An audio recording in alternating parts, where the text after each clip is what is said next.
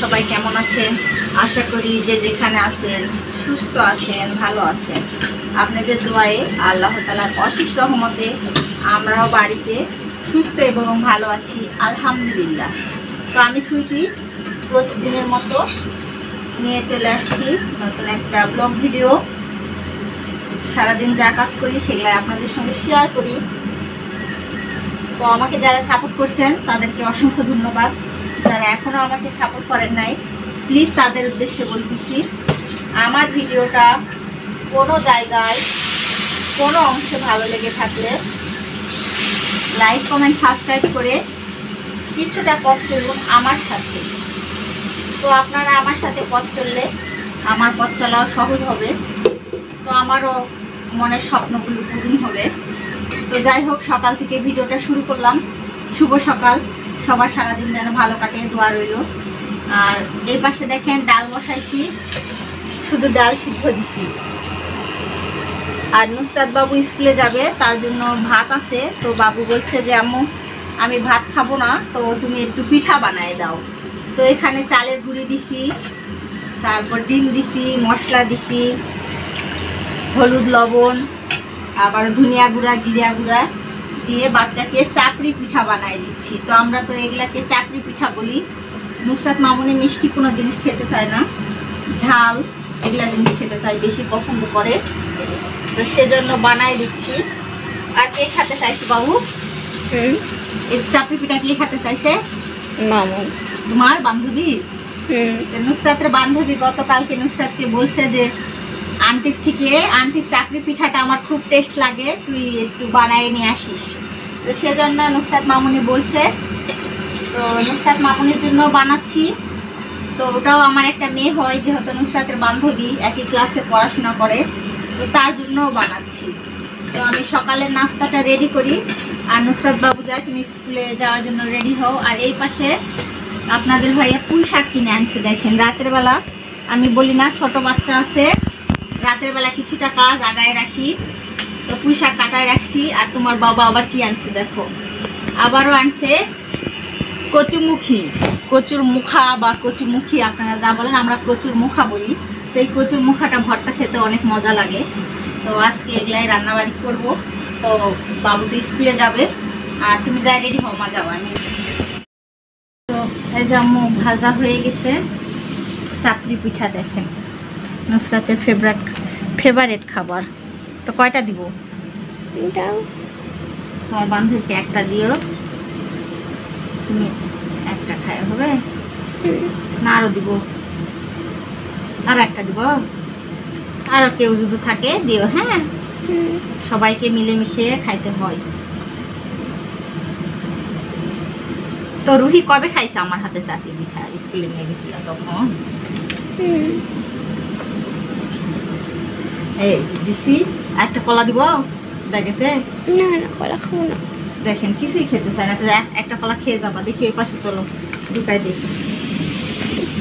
তো এই যে নুসরাত বাবু, শুধু নেহা বলতেছি, নুসরাতের টিফিন ঢুকাই দিলাম ব্যাগেতে। আর পানির বোতলটা খালি দিলাম, গরম হয়ে যায়। বাচ্চাদের স্কুলে মোটর আছে, ওখান থেকে পানি উঠায় খায়। আর এই পাশে ছাতাটা দিলাম, বৃষ্টি আসবে, বৃষ্টির সময়ে ছাতা সঙ্গী। তো তুমি ক্যামেরা অফ করে দাও, খেতে বসে যাও, খেয়ে নাও। তো এই যে নুসরাত মামুনি রেডি হয়ে চাপড়ি পিঠা খেতে বসছে। তো এগুলা খালে গ্যাস, মা তোমাকে বললাম একটু ভাত খাও। ভাত ছিল, তরকারি ছিল, ভাত খাতা। তো নাও কলা একটু খাও, আজকে নরম হয়েছে বুঝি। তো নুসরাত মামুনির মামা এগুলো কলা আনছিল, তো পাকছিল না ভালোভাবে, বাচ্চারা নিয়ে নষ্ট করছে। তো আজকে খাওয়া যাবে, বুঝছো? দেখছেন, মাশাআল্লাহ, নুসরাত মামুনি মেহেদি দিছে কত সুন্দর করে। ফারিয়া দিয়ে দিছে, এটা ওই হাতে ফারিয়া দিছে, ওই হাতে নুসরাত দিছে। তো ফারিয়াও সুন্দর করে মেহেদি দিতে পারে, নুসরাতও দিতে পারে।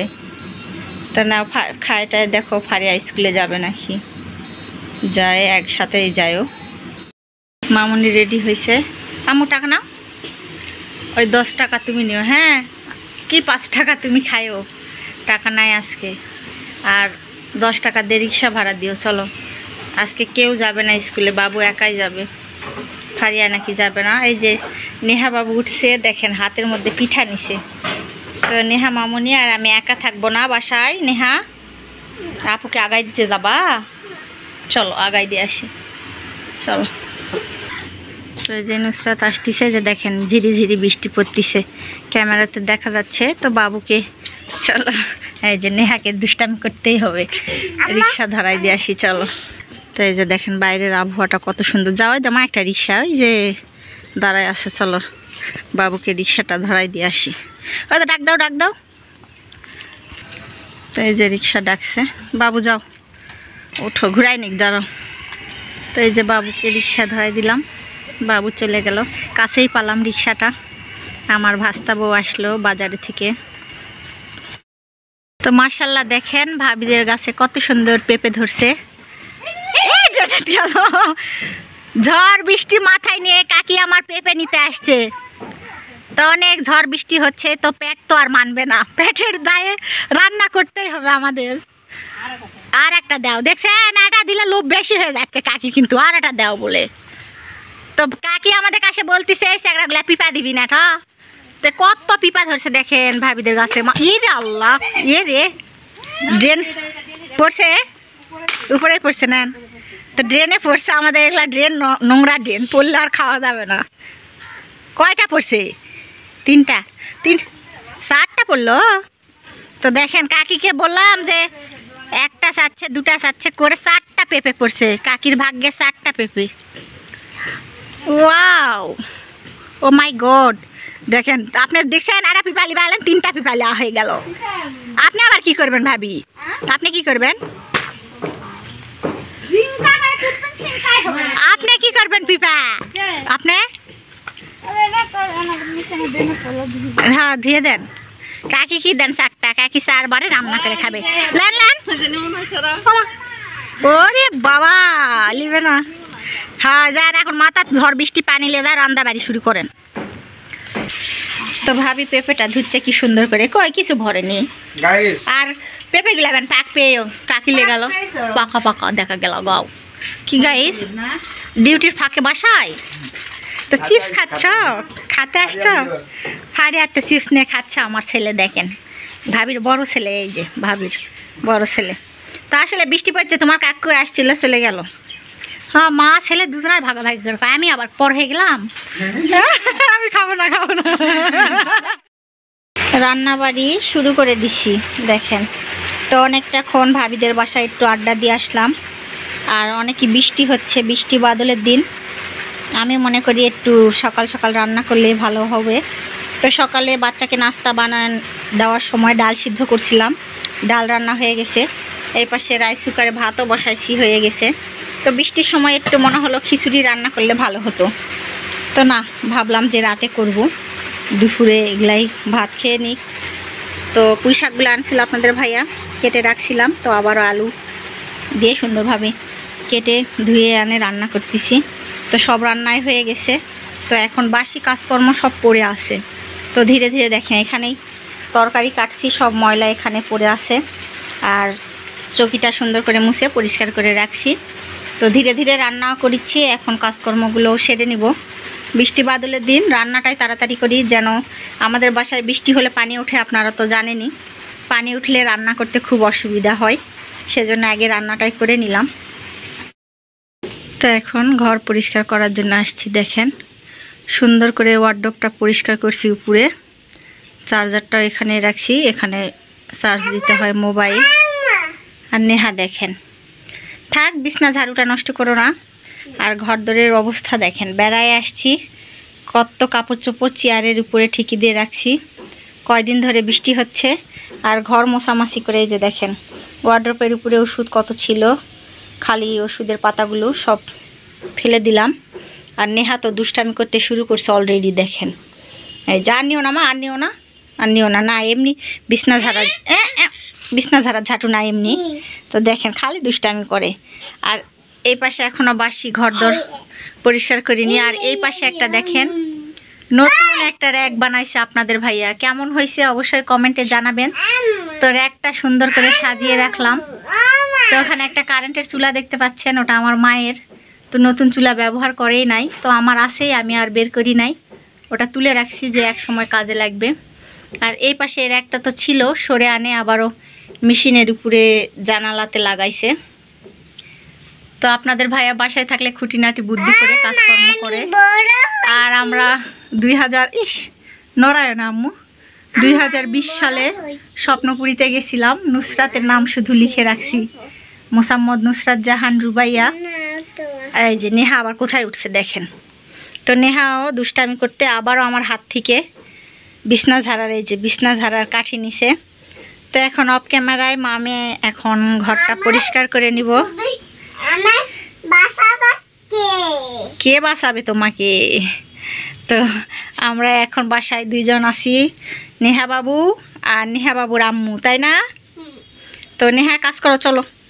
আর এই পাশে দেখেন আলনাটা কেমন অবস্থা হয়ে আছে, অগোছানো, কত এলোমেলো। এখন আমি অফ ক্যামেরায় সব কিছু পরিষ্কার করে নিব, গোছাই। দেখেন আমার অফ ক্যামেরায় ঘর দরগুলো পরিষ্কার করা হয়ে গেছে। আর আমাদের ঘরে পানি ওঠে, এই জন্য আপনাদের ভাইয়া বললামই তো থাকটা বানাইছে যে ফ্যানটা যেন তুলে রাখতে পারে। তো নিচে রাখি, পানি ওঠে, নষ্ট হয়ে যেতে পারে। আর দেখেন বেড়ায় আসছি, কত কাপড় চোপড় সব ভাঁজ করে রেখে দিছি, সব কাদা। বেড়াতে গেছি কাদা আর বৃষ্টিয়ে নষ্ট হয়ে গেছে। অনেকগুলা কাপড় চাপড় ভাঁজ করে রাখছি, রোদ উঠলেই ধুয়ে দিতে হবে। তো মেশিনের উপরে রাখলাম চেয়ারটা ফাঁকা করে। এই চেয়ারটা দিয়ে নেহা বাবু খাটের উপরে ওঠে, চেয়ার নিয়ে খাটের উপরে ওঠে। তো সব ঘর আমার পরিষ্কার করা হয়েছে। দেখি বাইরের বাকি কাজকর্মগুলো করে আসি। তো বৃষ্টি বাদলে কত নোংরা হয়েছে দেখেন, পিছনে যাওয়ার অবস্থায় নাই। তো ভাবি আর আমি যাচ্ছি একটা কারণে পিছনে। হ্যাঁ, কলার গাছ পড়ে গেছে দেখে তো বললাম। তো আমার এক কলার গাছ লাগাইছিলাম, সেই গাছটা পড়ে গেছে। তো আমার আব্বা ঢোকা দিয়ে রাখছে গাছটা। তো ভাবি আর আমি যাচ্ছি সেই কলাটা পাড়ার জন্য। জানালা দিয়ে দেখছি যে পাকে গেছে। আর দেখেন আমার ভাবি ড্রেনও পরিষ্কার করতে শুরু করছে। তো ড্রেনগুলো এত জাম আর এত নোংরা, সেজন্যই আমাদের এই যে ভরা ভরা ড্রেন, আমাদের ঘরে পানি উঠে। বড়াম্মু কি করো? কাজ করেছে বড়াম্মু। তো নেহা দেখেন ভাবিদের বাসায়, এই যে আমরা পিছনে আসছি পাতা পাড়ার জন্য ছাগলের। তো ভাবি এই যে কোঠালি আইছে, কই পিছনে আসেনি? ওই তো কি না, এই পাশে আসেনি, এই পাশে। তাহলে খেয়ালই করেনি, হয়েছে থাক। আপনার যে ড্রেন সাফ করা, আমার ঘরে পানি উঠে যাবে, তার কাল লাগবে না। তো দেখেন ভাবি আর আমি আসছি পিছনে। এই যে ভাবি ড্রেনটা পরিষ্কার করিচ্ছে আর আমি দাঁড়া আছি। পানি যাচ্ছে, তাও দেখছেন যে ভাবি পরিষ্কার করে ড্রেনের পানি যাচ্ছে। তো আসলে আমরা গোসলের আগ দিয়ে আসছি পিছনে। পিছনটা দেখেন বৃষ্টিতে অনেক জঙ্গল, ঝড়ঝাপটা। আর কুষারের ভিয়েটা বড় ভাইয়ের কুষার লাগাইছে। তো ভাবি আর আমি আসছি কলার পাতা নেওয়ার জন্য। ছাগল, বৃষ্টি হয়েছে, ছাগলেরা কি খাবে? তো সেজন্য কয়টা কলার পাতা নিতে আসছি। ভাবি সামনে থেকে নিতে চালো, আমি বলতেছি যে জানালা দিয়ে দেখছি আমার কলা পাকছে, চলেন কলাটা কাটে নিয়ে আসি। তো অনেক শখ করে কলার গাছগুলো লাগাইছিলাম এই যে এই পাশে। পানিটাও যাচ্ছে, তো দেন, উপকার করে দেন। তো শখ করে লাগাইছিলাম, জ্বালা কলা থাকতে ভেঙে পড়ছে। চলেন তো, হ্যাঁ করবে, দাঁড়ান। এই যে দেখেন আমার কলা পাকে গেছে, গাছের কলা। তো পড়ে গেছিল, আমার আব্বা কি সুন্দর বাঁশ দিয়ে একটা ঢোকা দিয়ে রাখছে দেখেন। তো এটা এই বাসায় পাড়ে নিয়ে গেলে বাচ্চারা খেতে পারবে। তো ভাবি কাটেন, কলাটা কাটতে শুরু করে দেন। ভাবি জানালা দিয়ে নুসরাতের থেকে বটি নিল, করছি বাঁশটাও নিবেন। তো মাশাআল্লাহ অনেক বড় ঘাউটা হয়েছিল না ভাবি? একটু মোটা মোটা হলে কত বড় দেখা যেত। তো যাই হোক, শখ করে লাগাইছি, খাওয়া তো যাবে। বিসমিল্লাহ। আমার ভাবি সব পারে দেখেন, কে কই পারে না। কত বড় ঘাউর পড়ছে, আর গাছ পাকাও হয়ে গেছে। নেন লাঠিটা নিবেন না, লাঠিটা আবার চড়াইলে যাবে। তো ধরবো? তো যাচ্ছি আমি, ওই পাশে যাচ্ছি, দাঁড়ান। কলাগুলা সেই সুন্দর হয়েছে, আমি জানলাতে দেখা পাচ্ছি, কেউ দেখলে তো পারে নিয়ে যাচ্ছে, তাই না? ভাগ্যিস আমি কাছে কি দেখি তো কলাটা, ঘর ঝাড়ু দিচ্ছি আর দেখতেছি। তো দেখে ভাবি আর আমি মিলে আসছি কলা পাড়ার জন্য। চলেন দেখেন আমার ভাবি কি ক্ষতি আমার করিচ্ছে, আগে আগে খাই লিচ্ছে সব। কি কোন সর্বপ্রথম ভাবি নাকি কলাটা খালো, আমাদের দেখে ছোট ভাবিও চলে আসছে, চলেন লাঠি বাস খটিলেন একাই খুলে পড়ে যাচ্ছে কাকছে জি ড্রেনে পানি যাচ্ছে না, ওদিকে জঙ্গল। যা লাগবে না, চলেন আমার ঘরত টানিস মাছ ধরমু, চলেন লাঠি গুলালেন। ওস ওস হ্যাঁ যাও। ভিডিও শুরুতে দেখছেন আমার মনটা অনেকই হাসি খুশি থাকে, তো যতই আমার মনে কষ্ট থাক আমি সব সময় হাসি খুশি থাকার চেষ্টা করি। তো আমাদের গরুগুলো কেন জানেন মনটা খারাপ, আমাদের গরুগুলোকে আর কখনো আপনাদেরকে ভিডিওতে দেখাতে পারবো না। তো আমার ভিডিও তো আপনারা অনেকেই পছন্দ করেন, তো আমি অতি গ্রামের সাধারণ ঘরের একটা বউ, তো সব সময় আমি আমার স্বামী, সন্তান, আমার হাঁস মুরগি গরু ছাগল নিয়ে একটা ব্লগ ভিডিও বানাই। তো আপনারা খুব পছন্দ করেন আমার সাধারণ ভিডিও, তো এগুলা দিয়ে আমার ভিডিও তৈরি করতাম। তো ভিডিওর শুরুতে যারা দেখছেন আমার ঘরে কিন্তু অনেক গরু ছাগল ছিল, সব ছাগলগুলো ধীরে ধীরে বিক্রি করছি, গরুগুলোও ধীরে ধীরে বিক্রি করতেছি, হাঁস মুরগি সব কিছুই বিক্রি করছি। জানেন আমার বিয়ের বয়স 10 থেকে 12 বছর হবে, তো আমি খুব কষ্ট করে এই পর্যন্ত আসছি। আমার বিয়ের পর আমি ভাসুরের বাসায় ছিলাম, 1 বছর পর আলাদা হয়েছিলাম, তো অনেক কষ্ট ছিল আমার সংসারে। তো সব বিপদ ঝড় কাটিয়ে আল্লাহ আমাকে এতদূর সুখের মুখ দেখাইছে। তো জানি না আবারও বিপদে পড়ছি, হয়তোবা আল্লাহ আমার সামনের দিকগুলো পথগুলো আরও ভালো করবে, আল্লাহ যা করে ভালোর জন্যই করে। তো দেখেন আজকে আমাদের গরুগুলোকে হঠাৎ করেই দালাল বলে, আমরা গ্রামের লোকেরা বলি যে দালাল, তো দালালেরা গরুটা দেখে গেছে, দেখে যাওয়ার পর পছন্দ হয়েছে। তো আপনাদের ভাইয়াকেও দামে দরে অনেকটাই পছন্দ হয়ে গেছে। তো আপনাদের ভাইয়া শুধু 1,000 টাকার জন্য আটকে রাখছিল, তো বৈকালে এসে গরুগুলো নিয়ে যেতে চাচ্ছে। তো দেখেন আমার বাছুরটা গরুর ঘর থেকে বের হতেই চাচ্ছে না। আমার এত খারাপ লাগিচ্ছে যে আমার সংসারটা শূন্য হয়ে গেল, আমি আদৌ কখনো গরু ছাগল আর কিনতে পারবো কিনা জানি না। তো ভয়েস দিচ্ছি, আমার খুব কান্না পাচ্ছে, খুব খারাপ লাগতেছে। তো জানি না কখনো কিনতে পারবো কিনা, আপনারা আমার পাশে থাকবেন তাহলে হয়তো বা আবারও কিনতে পারবো, কিন্তু খুব খারাপ লাগতেছে। আমি কেন জানি না অসহায় হয়ে গেলাম, নিঃস্ব, আমার সংসারে সব জিনিসপত্র শেষ হয়ে গেল, আর কখনো এগুলা কিনতে পারবো কিনা জানি না। কি বলতেছি না বলতেছি নিজেই জানি না, আপনারা ভুল হয়ে থাকলে মাফ করে দিবেন, প্লিজ আমার পাশে থাকবেন। আমার ভিডিওটা কোনো জায়গায় কোনো অংশে ভালো লেগে থাকলে লাইক কমেন্ট সাবস্ক্রাইব করে আমার সাথেই থাকবেন। আপনারা আমার সাথে থাকলে আমার পথ চলাও সহজ হবে। তো আপনাদের ভাইয়ারও মনটা অনেক খারাপ, জীবনে আমি এরকম নিঃস্ব হই নাই, গরু বিক্রি করছি, ছাগল বিক্রি করছি, বাসায় একটা করে রেখে বিক্রি করছি, জানি না আদৌ এই গরু ছাগল কি বাসায় আনতে পারবো।